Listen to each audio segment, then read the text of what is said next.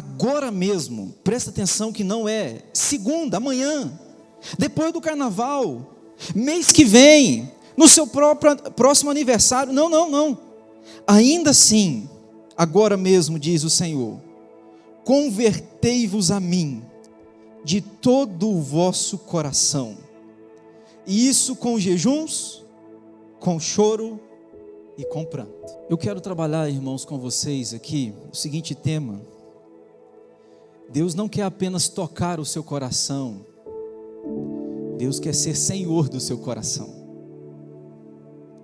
Deus não quer apenas fazer uma visita na sua vida, na sua história, na sua casa. Deus quer fazer morada na sua casa e no seu coração. Você não precisa de um toque, você precisa de uma habitação. Joel, um profeta conhecido muito como profeta do Pentecostes. O William até citou Atos 2 aqui agora no louvor. Porque foi o profeta que profetizou, anunciou a descida do Espírito Santo. E ele disse em seu livro que o Espírito Santo desceria, e que o Espírito Santo, ao descer, os jovens e os velhos sonhariam.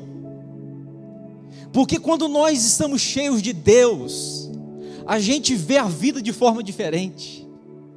Quando o Espírito Santo fosse derramado, até os velhos sonhariam. O coração ia bater de forma diferente, a alma ia desejar coisas diferentes. E esse texto se cumpriu. Joel é conhecido por essa profecia, mas ele também teve o lado, posso lhes dizer, entre aspas, negativo da sua profecia. Porque Deus usou 3 grandes juízos para chamar ao povo ao arrependimento, e Joel foi o profeta para isso. Se você perceber, teve 3 grandes dias aqui. O primeiro dia foi o dia que os gafanhotos invadiram a terra. Diz o texto bíblico que os gafanhotos vieram em 4 bandas diferentes: leste, sul, norte. Leste, sul, norte? Oeste. Fala, irmão.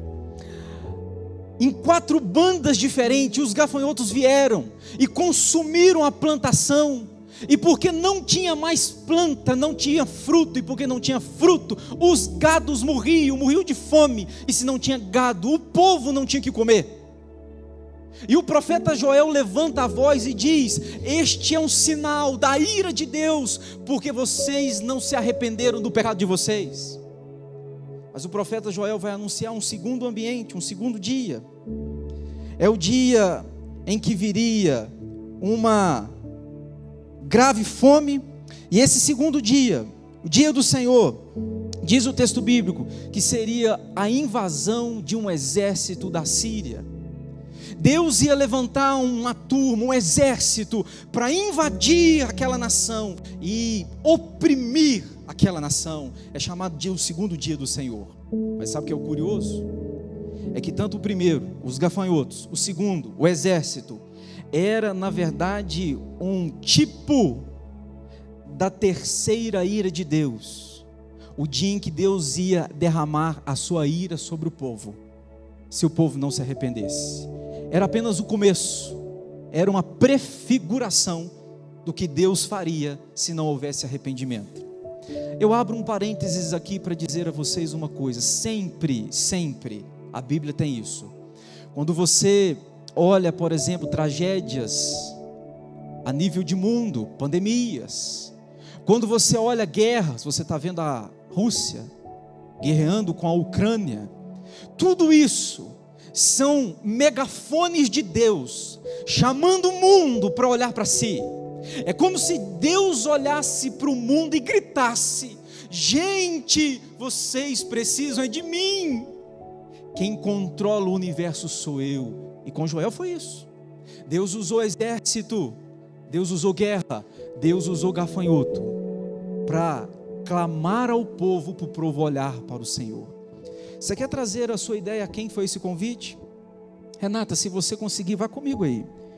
Se você perceber o primeiro capítulo, versos 2 e 4, diz que este convite ao arrependimento se dirigiu aos anciãos e aos cidadãos em geral. O verso 2 diz: ouvi isto, vós velhos, e escutai todos os habitantes da terra. Note que Deus está chamando aqueles que têm mais anos de vida, como qualquer outro habitante. Deus está dizendo: ouvi, gente, reparem, porque eu quero que vocês se arrependam. Mas notem o verso 5. O verso 5 começa a dizer, do primeiro capítulo, ébrios. Você sabe o que é ébrio? Em Roma tinha um copo chamado bria. Bria, presta atenção. Sóbrio é quem manda no copo. Eu estou acima do copo. O copo chama bria. Ébrio é o copo que manda nele. Ébrio eram os beberrões. Eles eram dominados pela bebida. A bebida mandava neles. Eles eram ébrios. Olha quem que Deus está chamando ao arrependimento. O verso 5 diz: ébrios, despertai e chorai, uivai todos os que bebeis vinho, por causa do mosto, porque está ele tirado da vossa boca. Mas olha ainda mais o convite, você que é lavrador. Aqui os lavradores também foram convidados ao arrependimento. Olha o verso 11: envergonhai-vos, lavradores, uivai, vinhateiros, sobre o trigo e sobre a cevada, porque pereceu a messe do campo. E diz o texto bíblico, que aqui é o mais chocante, o verso 13 diz que o convite começou também para os sacerdotes. O verso 13: cingi-vos de pano de saco e lamentai, sacerdotes, uivai, ministros do altar. Presta atenção, amados. Joel se apresenta num tempo em que até os sacerdotes estavam perdidos, longe de Deus. Pensa no caos. Uma coisa é o povo não andar com Deus, outra coisa são os pastores também não andar com Deus. Os sacerdotes, aqueles que faziam conexão do povo com Deus, estavam perdidos. E Deus chama por boca de Joel ao arrependimento. Aí chega, amados, no verso que nós lemos, no capítulo 2, verso 12, este convite glorioso para mim e para você. O que eu fico encantado é que Joel escreveu este livro aproximadamente 2.700 anos. Mas eu fui reler esse livro essa semana. Eu falei: parece que Joel está sentado do lado da minha cadeira e escrevendo esse livro. É tão atual. É mais atual este livro do que o jornal de notícias de hoje, de amanhã. É mais atual. E eu queria ver com vocês, amados, este convite de Deus para a gente se entregar totalmente a Ele. Para quem é este convite? Como que é este convite? Como que eu devo me entregar? Notem vocês o verso 12, que diz que esta entrega deve ser uma entrega pessoal. O verso 12 diz: ainda assim, agora mesmo, diz o Senhor, convertei-vos a mim. Isso aqui me encanta, irmãos, porque Deus está usando um profeta para chamar o povo, e Deus está dizendo: gente, não se converta ao templo. Existia templos naquela época. O povo visitava o templo e muita gente ia para o templo achando que é o seguinte: estou quite com Deus, posso ir embora. Parece que tem até hoje alguma coisa parecida acontecendo, né? Eu vou só por ir, e porque fui, acho que estou quite com Deus. Deus, já cumpri minha meta essa semana, fui. E diz o texto bíblico que o convite é: gente, convertei-vos a mim. Sabe, amados, Deus não está chamando a gente para olhar para a água. Deus não está chamando a gente para olhar para o copo. Não é para você decifrar o conteúdo. Deus está chamando: olha, venham a mim, bebam de mim, vivam em mim. É um convite pessoal. Deus não está chamando para eu ser presbiteriano. Eu posso ser, e você está escolhendo uma boa igreja, principalmente se você está escolhendo uma igreja presbiteriana, Serramonte, uma boa igreja, mas mais do que isso, o convite é para você ir a Deus, convertei-vos a mim. Tem muita gente de 50, 60, 70 anos de igreja, batista, presbiteriano, assembleano, mas esse que tem 50, 60, 70 anos de igreja, pode ser que ele não conhece o Deus da igreja. Por isso que Deus está chamando, olha, vem a mim, não é o templo, não é o ritual, não é o sacerdote, vem a mim. A pergunta que a gente precisa fazer é se eu conheço esse Deus. Não é se eu sei sobre a igreja, é se eu conheço o Deus da igreja. Uma coisa é ser da igreja, outra coisa é conhecer o dono dela. Uma coisa é eu participar deste ambiente que é tão abençoador, outra coisa é eu conhecer o dono da bênção e que faz esse ambiente ser tão abençoador. Como que deve ser essa entrega, amados? Notem que deve ser uma entrega com profundidade. O verso que nós estamos em tela, o verso 12, diz assim: convertei-vos a mim de todo o vosso coração. Note que não é uma entrega de 20% do seu coração, não é 20% do seu tempo, não é 20% dos seus dons, não é 20% da sua vida, eu quero todos os seus dons, eu quero toda a sua vida, eu quero todo o seu ser, convertam a mim, mas de todo o seu coração. Ontem falamos, Esdras lembra, a gente tentou definir o que é o coração na Bíblia. Coração é a sede das nossas emoções, é a sede dos nossos pensamentos, é a sede da nossa vontade. Quando a Bíblia fala de coração, ela não está falando de órgão, não é o órgão propriamente dito, a Bíblia está apontando para o centro da nossa existência. O convite é: converta a mim de todo o seu ser, vontade, pensamento, emoção. Essa conversão, ela tem que ser profunda, ela tem que ser real, ela tem que ser verdadeira. Eu li uma história de Evan Roberts, essa história me impacta. 1904, no país de Gales, diziam os historiadores, eu não estava lá, mas os historiadores diziam que o país de Gales estava abarrotado por jogadores de futebol e os campos não cabiam a quantidade de gente para assistir aos futebol. Evan Roberts participou de um culto, saiu do culto. Quando ele entrou no gabinete de um pastor, o pastor estava de joelho, dobrado atrás da sua cadeira, e o pastor orava: ó Deus, quebra minha vida, ó Deus, quebra minha vida, ó Deus, quebra minha vida. Evan Roberts ouviu o pastor orar, e aquilo ficou tão impactado que ele saiu dali, ele dobrou os joelhos dele e disse: Deus, quebra a minha também, quebra a minha também, quebra a minha também. Ele marcou uma reunião de oração para segunda-feira, às 7 horas da manhã, e ele foi. A reunião se estendeu e terminou às 10 horas. Marcou uma segunda reunião de oração para terça-feira. A reunião se estendeu e foi até a noite. De repente, um dos maiores avivamentos no país de Gales aconteceu, porque um menino ouviu um pastor falar: ó Deus, quebra minha vida, e Deus quebrou a sua vida. Ele começa uma reunião de oração na igreja. Através dali, mais de 100 mil almas foram convertidas, porque o menino falou: Senhor, quebra a minha também. Nós precisamos de gente que entrega totalmente. Ô gente, eu ainda tenho um sonho, sabe?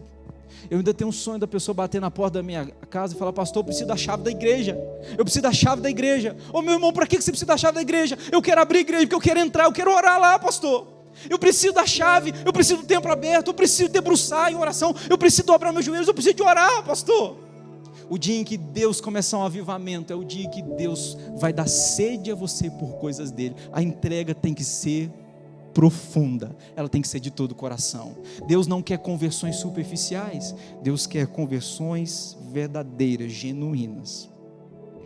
Aliás, amados, eu me lembro meu chamado ao ministério.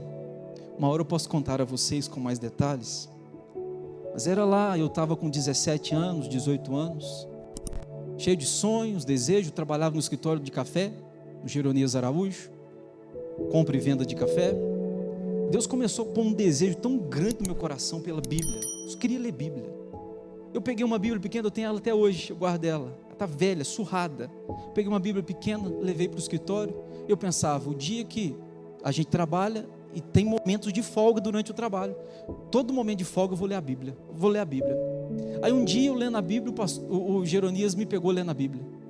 Ele olhou, eu senti que parece que ele não tinha gostado. Eu falei: eu posso ler a Bíblia?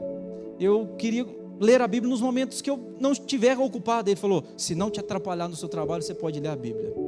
E duas coisas nós começamos ali, que era ler a Bíblia e jejuar. Na época era Ramon, que hoje é pastor, a Carmen Lúcia, que foi para o CPO. A gente se reunia, eu pegava no trabalho 7 horas, e todo dia às 6 horas da manhã a gente se reunia na casa dela. Sabe para quê? Para orar. Era um desejo por Deus. Quando a gente está convertido, irmão, quando a conversão é genuína, a gente tem fome de Deus. Quando a conversão acontece, um projeto, como você viu o William narrar aqui, um projeto aquece o seu peito. Você fala: o que eu quero é mais de Deus mesmo, o que eu quero é mais da presença dele. Ouvir a palavra é bom demais, eu quero mais. Amado, você precisa de uma conversão genuína, se de fato o seu coração ainda não foi convertido totalmente. Mas como que tem que ser essa entrega, pastor? Notem vocês que essa entrega tem que ser com abnegação. O verso diz: convertei-vos a mim de todo o vosso coração, e isso com jejuns, com choro e com pranto. Eu tenho que aprender que quando Deus me quer, eu vou ter que abrir mão de mim. Quando eu sou de Deus, o eu tem que morrer. Não dá para 2 deuses reinar no meu coração, o meu ego e Deus, não dá.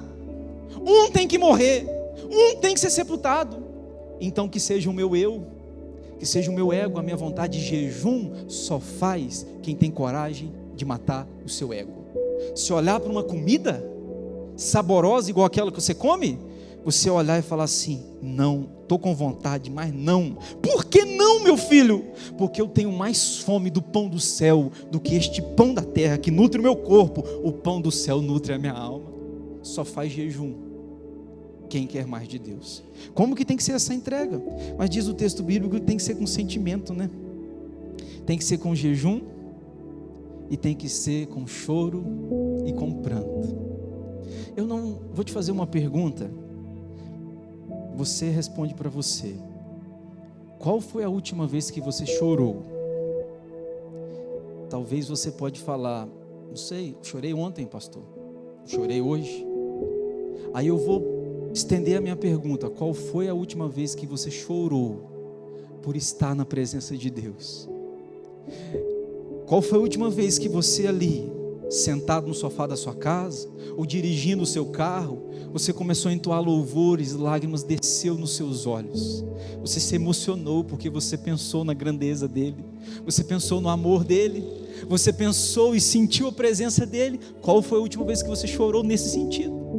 Qual foi a última vez que você dobrou seus joelhos e disse como o pastor de Evan Robert disse: quebra minha vida, Senhor, quebra minha vida, eu preciso que o Senhor quebre minha vida? Qual foi a última vez que você chorou nesse sentido? Às vezes a gente até chora, né, amado? Mas a gente está chorando às vezes por coisas tão pequenas. Eu sempre gosto de lembrar do Ravi. Ravi chora por coisas assim, como seu filho. Meu filho é igualzinho o seu. Coisas assim que a gente pensa, né? Por quê? A gente dá um brinquedinho para ele, ele já está assim, aí você tira da mão dele. Para que chorar, meu filho? Eu falo com ele. Deixa para você chorar com coisas que valem a pena. As crianças, sabe o que eu aprendo? Quem chora por coisas erradas é imaturo. Quem chora por coisas erradas é criança. Agora, quando a gente cresce, a gente tem que aprender a chorar por coisas certas. O convite de Deus é: convertam-se com choro e com pranto de todo o seu coração. O dia que a igreja começar a chorar mais, irmãos, o avivamento acontece. O dia em que a igreja começar a prantear, não reclamar, prantear, o dia que a igreja começar, você vai ver o céu se abrir. Como Estevão, quando estava sendo apedrejado, que viu os céus abertos. O dia que a igreja começar a se derramar em oração, com jejum, com pranto, você vai ver o céu abrir e a glória de Deus ser ministrada sobre você. Sabe como que tem que ser essa entrega? Nós estamos falando de entregar o coração, entregar o caminho. Sabe como é que tem que ser? Diz o texto bíblico que tem que ser com sinceridade. Porque o texto prossegue no verso 13 e diz: rasgai o vosso coração e não as vossas vestes, e convertei-vos ao Senhor vosso Deus. Havia uma cultura na época, os sacerdotes rasgavam a veste para demonstrar arrependimento. Toda vez que você oferecia sacrifício, estava arrependido, você rasgava. Só que isso ao longo do tempo foi se tornando automático, sabe? As pessoas faziam sem estar no coração um arrependimento verdadeiro. E aí o texto bíblico diz para mim e para você: olha, rasguem o coração, rasga a veste não. Ou seja, eu quero algo sincero, eu quero algo verdadeiro, eu não quero algo de aparência, eu quero essência. Pois é. Por que a gente tem que fazer isso, irmãos? E por que a gente pode se entregar a Deus? Eu vou partir para o final. Por quê? Olha o verso 13: rasgai o vosso coração e não as vossas vestes, e convertei-vos ao Senhor vosso Deus. Por quê? Porque Ele é misericordioso.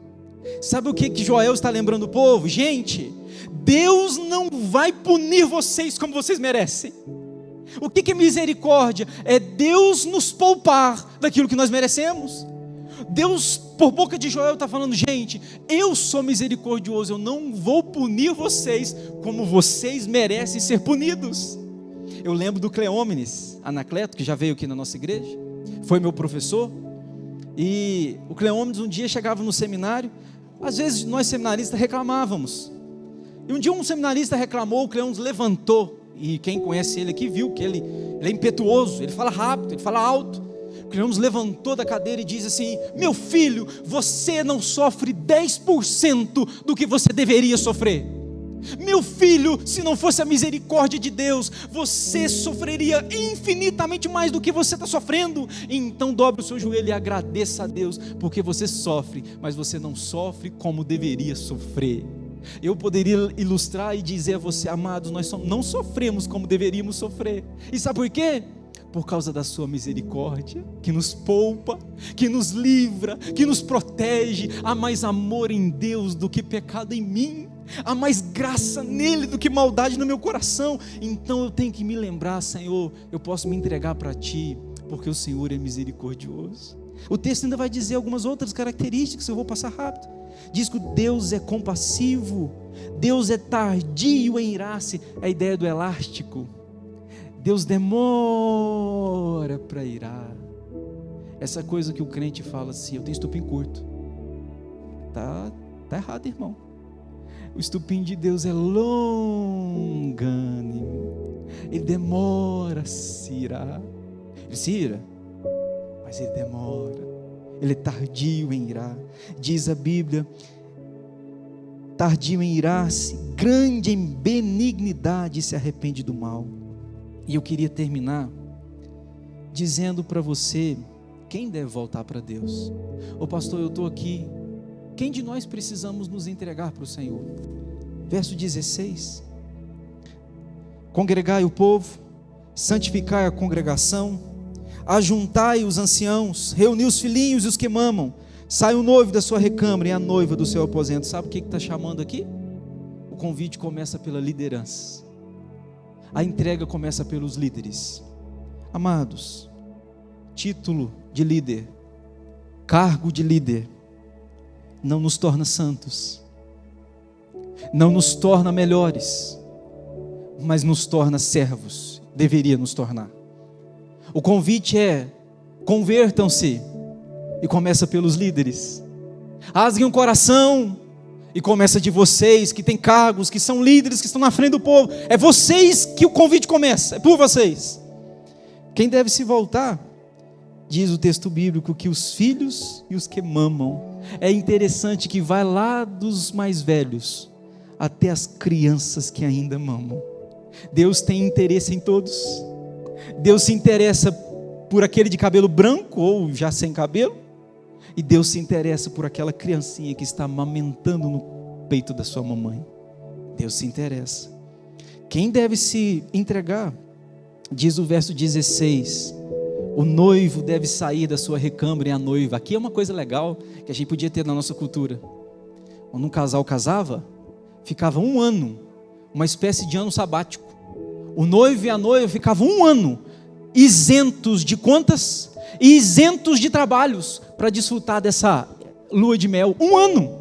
Aí o Joel chega e diz: deixa a lua de mel, saia da recâmara, deixa, porque mais importante do que a lua de mel é a conversão, mais importante do que a vida conjugal, o Joel está dizendo, é vocês terem o coração nas mãos do Eterno. Deixe o noivo, a sua recâmara, a noiva, o seu aposento, saiam daí e se entreguem de todo o coração.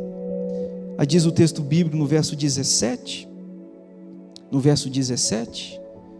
minha Bíblia toda hora está pulando a página, diz assim: chorem os sacerdotes, ministros do Senhor, entre o pórtico e o altar.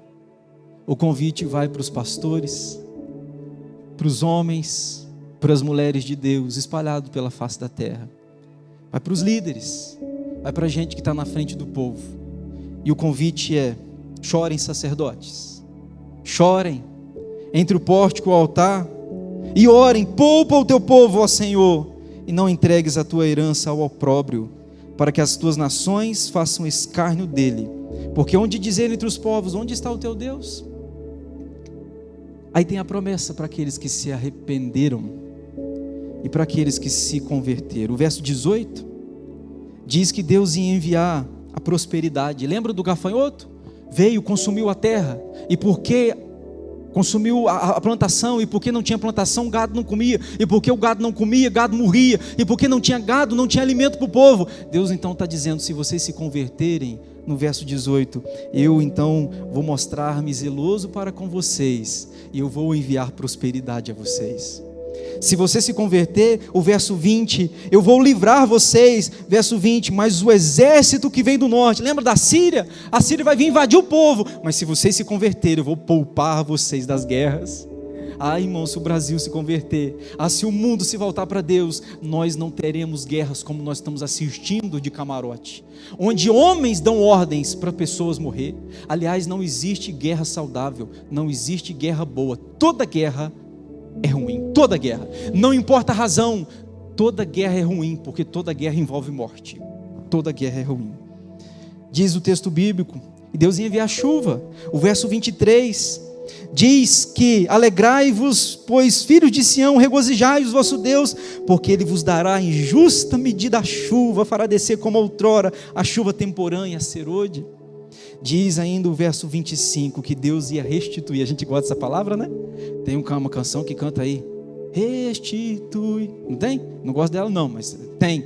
Aqui diz, o verso 25: restituí-vos-ei os anos que foram consumidos pelo gafanhoto. Deus está dizendo: tudo aquilo que eles levaram, eu vou dar de volta a vocês, por causa da conversão, por causa do arrependimento genuíno, sadio.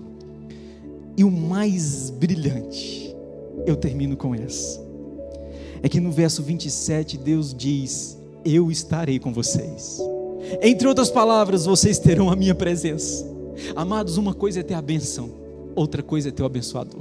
Tem muita gente que tem a bênção, mas não tem o abençoador. E tem muita gente que tem o abençoador e não tem a bênção. E porque tem o abençoador e não tem a bênção, está feliz, porque o abençoador é suficiente. Olha o verso 27: sabereis que eu estou no meio de Israel, e que eu sou o Senhor vosso Deus, e não há outro. O meu povo jamais será envergonhado. Eu termino dizendo isso, escute: Deus não te pôs nesta terra, Deus não fez de você um crente, uma filha e um filho, para você ser envergonhado. Deus não fez você para os gafanhotos virem invadir a sua terra e levar o seu fruto. Deus não fez você e não salvou você para você ver as guerras e os invasores invadindo para dominar você. Deus fez você para estar presente na sua vida, e porque Ele está presente, tempos de bonança acontecem e acontecerão. Portanto, amados, eu quero terminar dizendo para você: converta-se ao Senhor de todo o vosso coração.